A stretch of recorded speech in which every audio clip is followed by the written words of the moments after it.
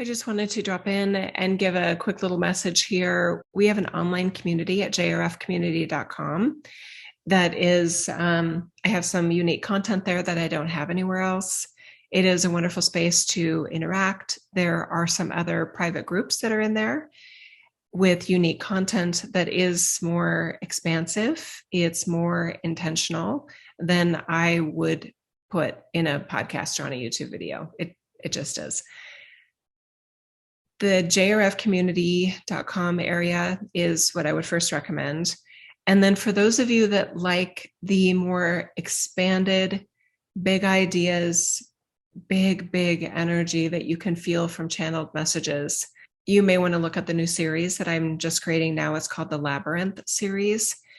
And that information is literally designed for those that love the big ideas and love the feelings they have with super big energies. Now, what I do want to point out is that that's relative. What is big energies? We utilize a very unique format of channeling that does not pull you out of your body. It does not disengage you from your sovereignty. It does not hook you energetically into me. It doesn't convey that I'm somehow, because of my abilities and the messages I'm receiving and sharing with you, we are not perpetuating this idea that we are somehow closer to source energy or closer to truth or closer to wisdom. And all of that little list that we just mentioned is very distinct and unique relative to the information that we tend to come across. Even in our community with individuals that are coming in from other communities, et cetera, we see these patterns of disassociation, personal disempowerment, guru type energy patterns of wanting to recognize somebody and acknowledge their gifts and therefore put them on a pedestal and make them into more than their humanness. There's a lot of tendencies in the last 60 years in spirituality that we don't play those patterns, and it feels very different to individuals that come into the community. So what's really fun to see in terms of just data and evidence-based is that most of the individuals in the 10 plus years that we've been sharing, once they come into the community and they feel like, oh, okay, so there isn't levels of evolved states within humanity. Oh, okay. Giftedness does not automatically mean somebody is saintly or angelic on all levels of self. Oh, okay. It's my choice, where I live and who I say yes to in relationships and what I do for a living. That's legitimately up to me. Oh, okay. I have authority in my life. Oh, okay. That's interesting. And then one of the biggest upgrades that those that experience our, I want to say, version of channeling is that the individuals in this community recognize that their team, their higher self, their spirit guides, the guardian councils, etc., they are in support of us and our humanity. They're not looking for us to be somehow in service to them, like we're their errand girls or boys. We're not on errands for our soulfulness, but in the, I want to say, conventional forms of spirituality and New Ageism, that has been a repetitive theme that I come across whenever I meet an individual for the first time that's engaged in consciousness and transcendence and teachings of that nature. And then they come in and there's just a lot of patterns that we're not saying they're doing it wrong. We're just saying, hey, I think you're going to get more of the results you're looking for if you revisit this idea and try this one on instead. We do a lot of that in our community. So there are many members that come in and they feel free and they feel liberated, they feel sovereign. Therefore, they feel closer to the light that they are. They feel closer to what we call their team. They feel closer to source energy, creator of origin, God, and which is most people's goal. Now, there still may be that quest and that search for truth and wisdom, but our intention is not to offer that in a way that what we say is gospel. We're not trying to create, Jesus just said, we don't need any more gospel. Amen. Amen. But what we could use more of is individual sovereignty and spiritual teachers and those with gifts and abilities of intuition and channeling and mediumship. We could use a lot more of those individuals with those gifts, respecting and honoring and holding space for the sovereignty in those fellow community members. Yeah. One's spiritual experiencing in this reality does not need to include the development or the perfection of spiritual gifts and abilities. You guys, that's why I don't offer those courses. I don't do how-tos, because I see those patterns, how addictive they can be, how to heal, how to channel, how to be intuitive. I think I have like a basic course on kind of intro to intuition and intro to meditation, but it's not, I mean, I guess it's kind of a how-to, but it's cheap. It's just like, I certainly wouldn't want to create a business on that. And I think it's interesting whenever there is a course on how-tos where somebody never feels like they got it and they're sort of interpreting that they might have done it wrong, so they take others. If you've had to take more than 3 classes on like how to boil eggs, then you'd start to think like, maybe like something's wrong. maybe it's not me, right? So for those of you that have fallen into that pattern, and I know this is common, probably more so in my wider YouTube audience than in the community I regularly, like in a multi-directional interaction that I have.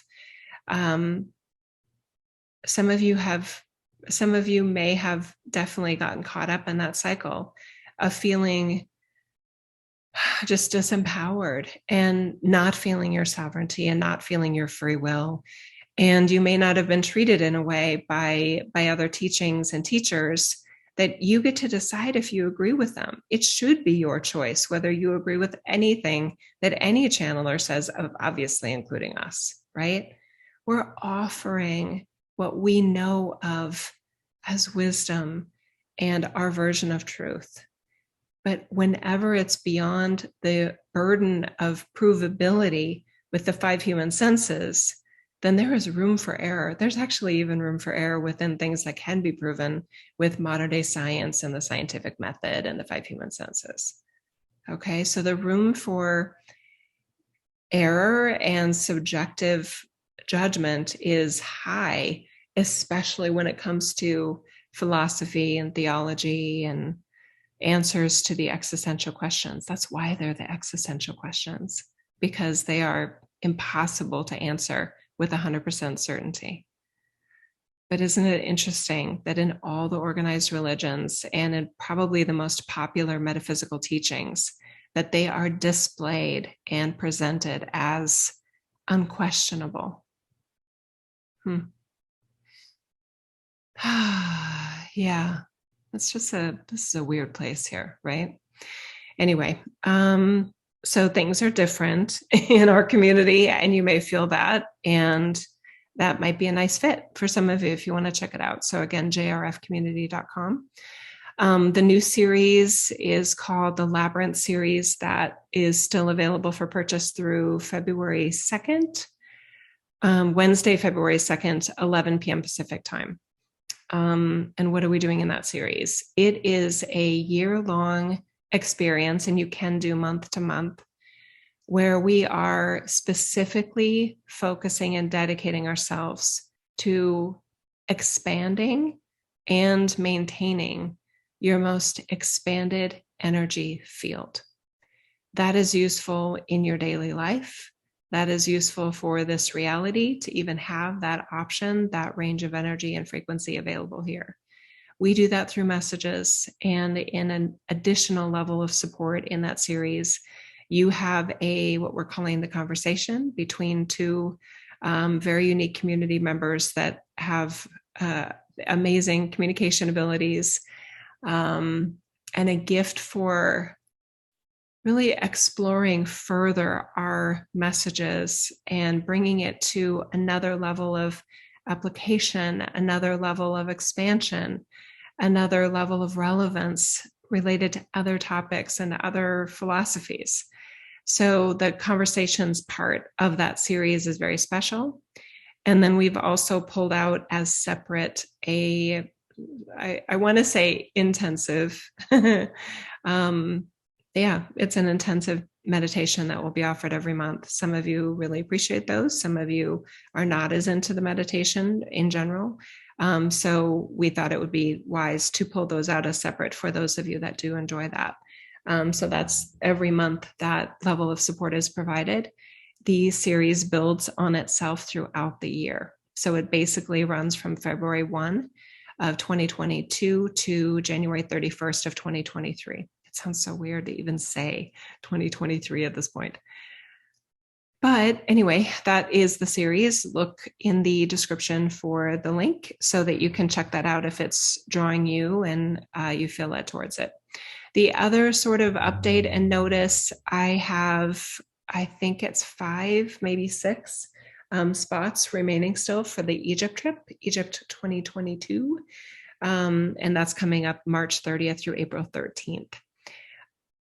If any of you are feeling led to go to Egypt in this lifetime and you feel okay about the timing of soon, when everything is not all, straightened out yet related to COVID, but many of us are feeling it is more than safe to travel amidst the current situation. And one little tidbit on that, which I found kind of interesting, as I reached out to former travelers that have traveled with me before, including to Egypt, I was just letting them know, hey, we've got some spots. I know we had such a great time before. If you want to go again, or if you know of somebody that may want to go, let me know, or forward them this link.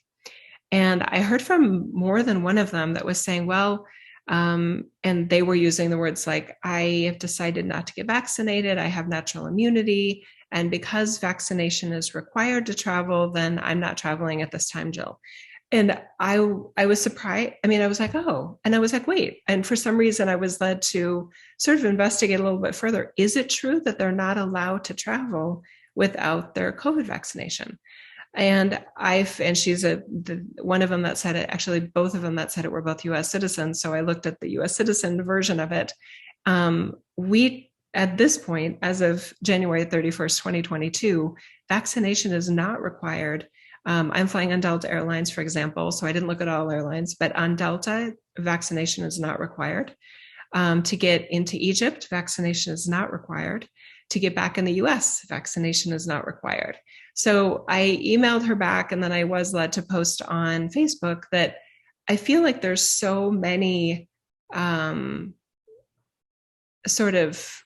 concerns about where things could go that it's almost become blurred between where things could go versus the actual reality and fact of where we are now. So when I did my little research and I sent her some links, I said, hey, just so you know, she was like, oh, thank you. I actually didn't. I think she legit thought that she had to be vaccinated to be able to travel to Egypt right now or anywhere she'd want to go. So I think she was pleasantly surprised. And I can imagine that there's a lot of news and wisdom sources that have maybe they're not specific to one country. So they're kind of generalizing that if you are in France, then yes, to go into France, you have to be vaccinated and have proof of vaccination and the QR code and all those things. But that is not true everywhere. And anyway, I think I said, I don't need to repeat it. You got it. Anyway, so for any of you that are led to Egypt and feel cool about the time to go now, our tour manager that we use, this is the second time I'm working with him. And I check in with him regularly, and tours are going on as usual, business as usual there, and probably less crowds given everything that's going on. So that's kind of a bonus. Oh, you saw my kitty run by, Smokey. It's running around. The other sort of bonus, well, I think it's a legit bonus to going right now, is I checked on airfare prices before I send out that email to my former alumni travelers, and the airfare, had I waited, I would have saved probably at least 30% from when I bought. So that's a bummer for me, but maybe good for you, for any of you that may want to consider traveling in general, or reaching out to me and letting me know that you might be interested in our Egypt trip. Okay. Okay. Anything else going on? Our personal transcendence program, the client that's taking it right now, she's doing it solo and not in a group experience. And what's happening and coming up for her has just been, there have been so many breakthroughs and so many like speechless kind of moments. The personal transcendence program it's a very unique series. It is done one-on-one. It may make sense at some point to do it as a group in a group environment, but right now it includes the personal coaching and the actual program. And the program is on my website, so I'll include that link too if you want to check it out. But the method and the flow of that program is amazing. And again, for any of you that you feel like maybe you've been banging your head against the wall related to personal transcendence and enlightenment, or if you feel like you're on a hamster wheel with your spiritual ascension, some call it, or spiritual awakening, and you just feel like you should be farther than you have been, I probably have a lot of ideas about what could work better, and this program might be perfect for you. So just check it out. No pressure. I'm not a high pressure salesperson at all. Number one, I don't know how. Even if I tried, it would be bad. But I do feel very dedicated to offering materials and resources that work. And what I mean by work is you feel personally connected to the source energy you are, to the source energy that you can't not be, and the source energy that has no problem with any of your shadows, any of your pain, any of your trauma, because it is transcendent. Your source energy is transcendent. And that means there's nothing that could get in its way. Yeah.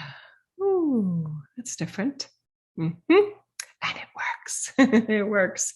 Okay, I think that's it. I'm going to run. I've got some other things to do around the house, and then I have coaching clients this afternoon. So I love you guys, and I hope you are doing well. I hope 2022 is gentle and smooth. And I've had some sort of in my own life sense of sort of wanting to kind of make sure I'm clear about like what I like to do best and what I don't like as much, and really making more energy and focus for what I do enjoy. There's times where I get really passionate about making time for something, and then I just like post it on Instagram or post it on Facebook or post it on my website at jillreneefeeler.com. And there's just this part of me going, I don't even know if that's even like the most useful use, the most useful application of my Jill and my gifts and my abilities and things like that. So I guess sometimes we never know. There's just uncertainty there, but it does feel good when you know that something that you are dedicating yourself to is making the most difference that it can, offering the most benefit, offering the most effectiveness and efficiency, really. So I don't like to waste my time with things, and you probably don't either. So anyway, we're practical in the way that we do transcendence. And I do look at cost benefit analysis and how much time something takes. And if something is like growth and learning and evolution, if it's taking too long and it seems like it should be simplified and that there's a better way, then yeah, I love to rush right into those areas and start to run trials on what does work better. And then I share what does work better. So anyway, okay, I think that's it. Good to check in here though. And I hope you guys are doing well. Love you. Bye-bye.